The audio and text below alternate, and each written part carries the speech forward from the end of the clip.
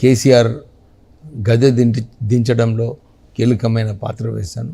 అంటే ప్రజలందరూ కూడా గమనిస్తున్నారు, ఎక్కడ ఏ సమస్య తీసుకున్నప్పుడు ఆ సమస్యను సరిగా ట్యాకిల్ చేస్తాడని చెప్పి నాకు ఈ అవకాశం వచ్చింది.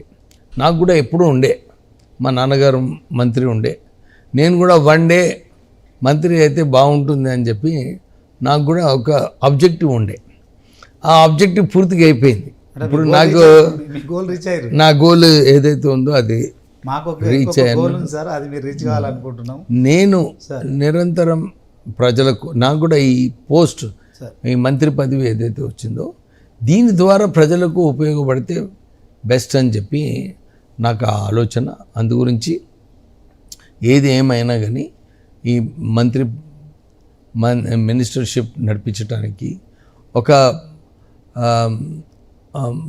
దారి ఏదైతే మా నాన్నగారు ఇన్ని సంవత్సరాల మంత్రి పదవిలో ఉన్నప్పటికీ కూడా ఎవరు కూడా ఏళ్ళు చూపించలేదు కరప్షన్ ఉందని.